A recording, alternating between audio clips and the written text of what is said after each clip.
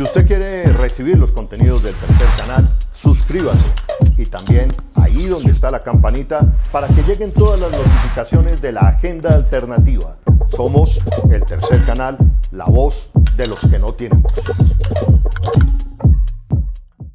Bueno, y como lo habíamos anunciado, ya tenemos en contacto al profesor Gilberto Tobón desde la ciudad de Medellín. Gilberto, muy buenas tardes. Holman, muy buenas tardes, ¿me oyes? Sí, te escuchamos y te vemos perfectamente, Gilberto. Bueno, Gilberto. Muchas gracias por invitarme a tu programa. Muchas gracias. Gracias, Gilberto. Vamos al punto en este momento de lo que es el debate hoy nacional, lo ocurrido en la vereda El Remanso en el departamento del Putumayo. ¿Cuáles son tus impresiones como analista, como político crítico y como político de ese movimiento del cual hacemos parte que se llama Fuerza Ciudadana? Bueno, Holman, repito que te agradezco mucho darme esta oportunidad para dirigirme a tu amplia audiencia. Colombia es un país que ha estado en guerra durante más de 60 años. Esa guerra ha tenido altibajos y variantes, pero desde hace unas décadas para acá, esa guerra ha estado interferida por un negocio gigantesco que mueve unas masas de capitales enormes, que es el narcotráfico. Porque en las zonas de conflicto existe sembrados de coca, laboratorios, etc. El Estado también es responsable de eso, en la medida en que en lugar de cumplir con su tarea y con sus obligaciones internacionales, lo que hace es auspiciar ese fenómeno. Eso es un hecho conocido por los organismos internacionales y por los propios Estados Unidos.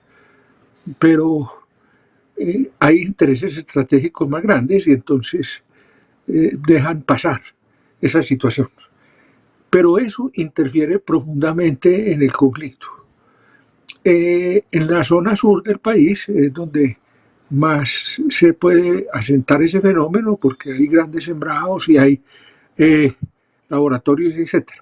Lo que ocurrió en el Putumayo es un reflejo de eso, ¿cierto?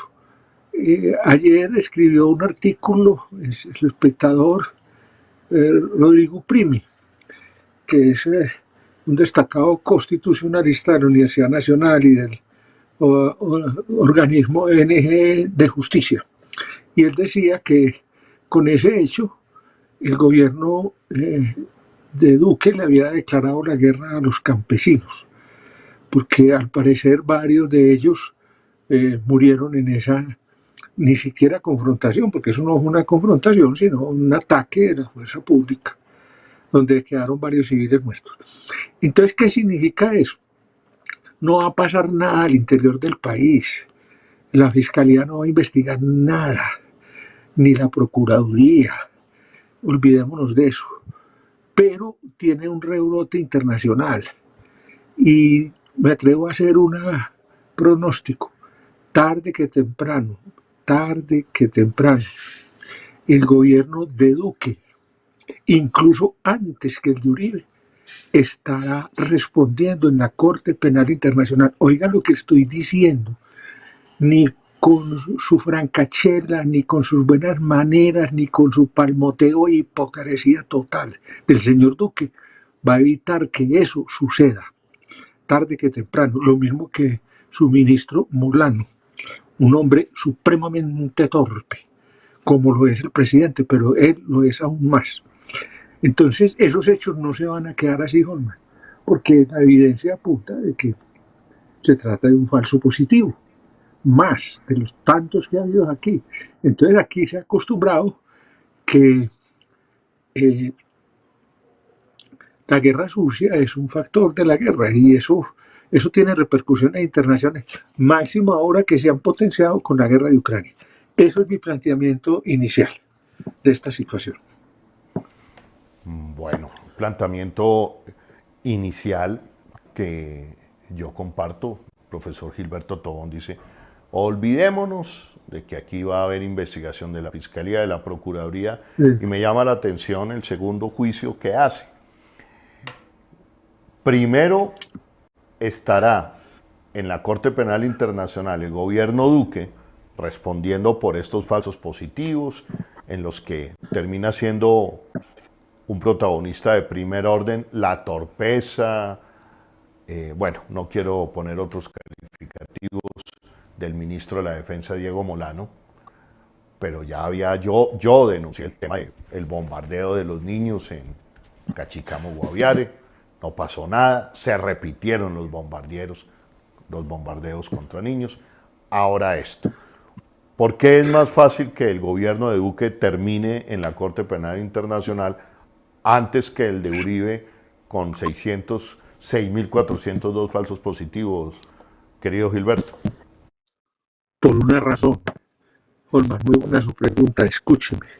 Porque Duque es un tipo que no tiene apoyos ningunos. Una vez termine, está buscando una burocracia internacional que no sabemos si le va a llegar. Porque primero estuvo de trompista en la elección presidencial y ahora de rodillas va a Washington, a de Biden, a ofrecerse en el conflicto de Ucrania. Miren, es un niño, no le falta sino que le decrete la guerra a Rusia para que produzca una carcajada mundial. El señor no tiene apoyo y una vez que salga de ahí, a duras penas le van a dar el saludo la clase dirigente de este país, porque ya no significa nada para él, es un torpe. Entonces él no tiene apoyo, en cambio Uribe sí tiene más apoyos en decadencia, ¿cierto? Él ha venido bajando. Las últimas elecciones lo castigaron duro, pero todavía tiene apoyo y lo que no tiene nada. Entonces cuando no tiene apoyos puede ser presa más fácil de una investigación. Ese es mi punto de vista. Ese es mi punto de vista. Además, es un tipo francamente cínico total. Le entrega 4,5 billones a los fondos de inversiones, o sea, a Luis Carlos Sarmiento, a lo que queda del GEA, para que abran obras de infraestructura. ¿Cómo irán a hacer el valor de esos peajes? Entonces es un tipo cínico y está al frente de la campaña de Fico. Fico puede creer que es a favor y no, todo lo que ese señor toca lo une, pero está haciendo campaña de frente a favor de este otro señor y yo creo que él va a estar sin apoyo en 3 meses. Entonces por eso me parece que él puede enredar más. Y Molano ni va a existir políticamente hablando, entonces pueden verse enredados, porque el mecanismo es bastante complejo y como la justicia nacional no funciona, porque además está corrupta, yo me atrevo a decirlo siempre, está corrupta y hay que transformarla totalmente. Entonces sean todos los presupuestos que caigan allá. Sí, presidente Iván Duque juega con candela. Presidente Iván Duque, la información que se tiene es que esa última correría internacional, estos reiterados viajes internacionales, no son otra cosa que, como se diría en el argot de la calle, mi querido profesor Gilberto, está buscando chanfa para ver en qué burocracia internacional se ubica, pero lo está haciendo con los dineros públicos, en el avión presidencial, con comitivas, desesperadamente. Es la información que yo manejo en Europa, prometiendo una gran cantidad de cosas. En fin, y equivocadamente creyendo que es Uribe II. No, señor.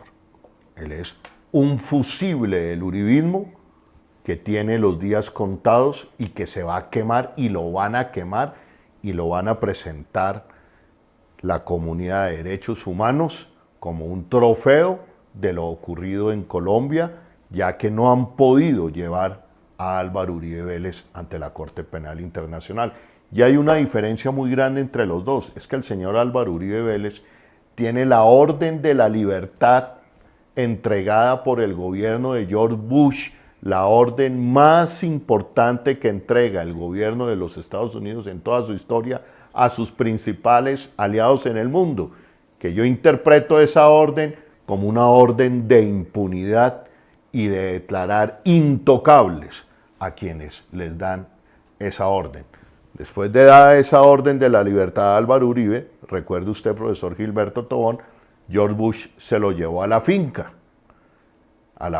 Sí, allá, correcto. a la finca de George Bush, y eso no lo hace los halcones ni los republicanos norteamericanos con cualquiera. Sí, lo has dicho mejor que yo, Jorge, lo has dicho mejor que yo. Yo simplemente agregaría un calificativo. Duque es un advenedizo de la política nacional. Era un muchacho que no significaba nada, hijo de otro político turballista, clientelista que tuvo todos los gajes que le dio Turbay, pero que no tenía mérito ninguno. Y repite de manera pobre la historia de su papá. Y entonces, por eso creo que lo pueden sacrificar. Si en un momento determinado se crea el dilema de que hay que sacrificar, de quemar este fusible que usted le lo queman. Por eso lo veo mucho más endeble que lo de Uribe. Además sale huérfano de apoyo político. Correcto. Así es. Correcto. Gilberto, pensar en la renuncia de Molano ante este nuevo escándalo con esa abrumadora cantidad de pruebas y también con ese intento de tapar la verdad. No. Eso no es posible. Ya no quedan sino 3 meses, 4, más o menos, de gobierno. Y quién se va a encargar pues de 4 meses de gobierno, es decir, quién va a recibir un apartamento lleno de porquerías para tenerlo que limpiar, ¿no? Yo creo que no, no va a pasar nada, ni va a renunciar, ni el Congreso lo va a juzgar, ni va a haber moción de censura, ni Duque lo va a echar, lo va a respaldar porque Molano está en una escala todavía más baja que la de Duque, que ya es mucho decir, No va a pasar nada con ese señor. Así es. Cambiemos de tema, Gilberto, contigo. Es inevitable pasar al tema de tu importante votación, Gilberto. 175.000 votos. Sí, así fue. La última información es 175.500, sí. ¿Eres el cuarto La, senador más votado? sí, sí, Bueno, así tengo Gilberto, entendido que es. ¿cómo se logra esa votación, pero cómo a la vez no alcanzamos a lograr el umbral, esa votación atípica también, y perdonen que hablemos aquí entre colegas de lista al Senado, pero yo lo he dicho públicamente a mi audiencia, esto es un medio de una clara línea progresista, la diferencia con otros medios que Semana debe declararse uribista. Nosotros aquí nos declaramos progresistas y estoy hablando con un hombre que me merece a mí todo mi respeto, que debe haber quedado elegido senador de la República, que el umbral de Fuerza Ciudadana se refunde en medio del régimen de la corrupción, en mi opinión. Adelante, Gilberto. Bueno, vea, eh, como dicen los humoristas químicos, le voy a revelar la fórmula secreta del minicuí. El minicuí ha sido tartárico. Vea, la campaña mía, yo soy un candidato de redes. Primera vez en Colombia de manera significativa. Soy un candidato de redes. Yo creé opinión pública a través de Twitter, a través de Facebook, a través de TikTok. Y yo llegué a tener 650.000 seguidores. Yo soy un outsider de la política. Yo no obedezco sino a mi conciencia. Yo puedo equivocarme, claro, soy humano. Mal diría que no me equivoco. Pero considero que este país tiene un estado colapsado hace rato. No solamente con este parandulero, no, eso viene de atrás. Eso viene desde el gobierno de Samper, donde se evidenció que esto es un narcoestado. Oiga pues, un narcoestado. Entonces, hay una burguesía burocrática en el poder, o sea, la que acumula enormes masas de capital, dinero a través de las palancas del Estado. Ejemplo reciente, Carrasquilla y Duque, el binomio de oro, se enriquecieron en la pandemia. Entonces, uno puede decir, yo, los votos míos son de opinión. Hay gente que cree que el país hay que cambiarlo. Nosotros hicimos la campaña sin recursos, con muy pocos recursos. Es decir, si tuvimos unos recursos de un esfuerzo de Fuerza Ciudadana, pero eran muy, es decir, comparado con las campañas de Senado, no era ni el 10%. Entonces, ¿qué pasó? ¿Qué pasó? Que yo tuve una voto muy fuerte porque mi voto era de opinión, entonces no tenían cómo combatirlo. Pero los otros votos, que eran también de prácticas políticas tradicionales, de ir a los barrios, etcétera. Óigame lo que va a decir Jorge, se los robó Alex Vega. Ese sujeto es un tramposo, ese sujeto es un cínico, no lo oculta, ¿cierto? Fue elegido de manera tortuosa. Creo que los tres presidentes de las Cortes, el señor García, la señora Bermúdez y la Ortiz, en un país serio las deberían investigar por haber nombrado a ese señor de manera tan tortuosa. Creo que cambiaron hasta las reglas del juego. Ahora el Consejo de Estado los llama a declarar, no es que no hay que llamarlo a declarar, sino a investigarlos. Y ese señor es un tramposo. Yo lo dije al día siguiente de la elección, el señor debe estar en la cárcel, pero como Colombia es un estado colapsado, eso no va a pasar.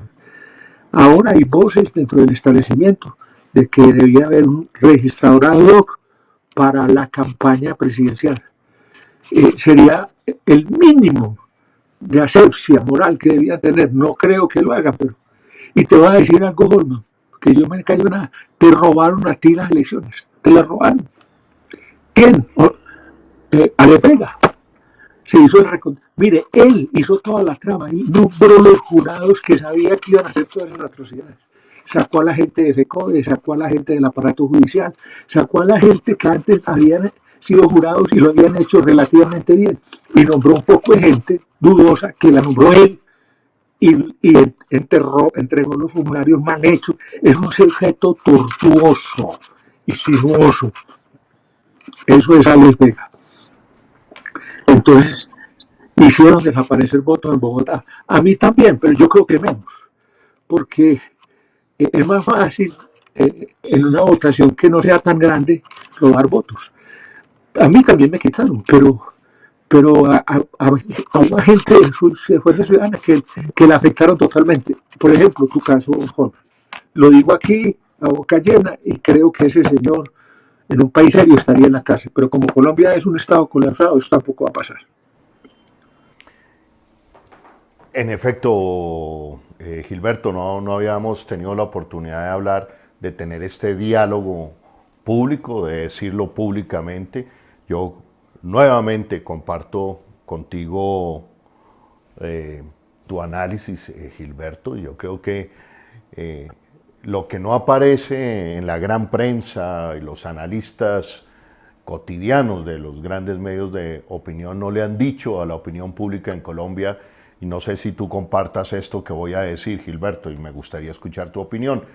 ¿Qué significaba que Fuerza Ciudadana lograra la personería jurídica y al lograr la personería jurídica lograra 3 senadores, pero aparte de eso le diera vida a un movimiento que representa la lucha de Carlos Caicedo, otro líder progresista, que se ha enfrentado de frente al gobierno de Iván Duque, al narcoparamilitarismo y a las familias más poderosas del Magdalena, íntimas amigas de Álvaro Uribe Vélez y de Iván Duque en el control territorial del Caribe.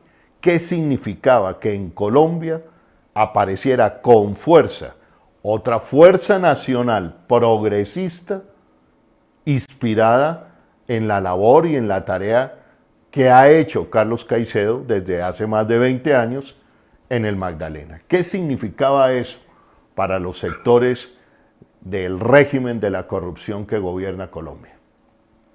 Significaba el comienzo del fin, porque significaba que empezaban a perder hegemonía ya no solo en el Magdalena, sino en el país, que aparecía un grupo que asociado con Pacto Histórico y con otros movimientos alternativos, podía poner a buen recaudo toda esta burguesía burocrática y gasteril.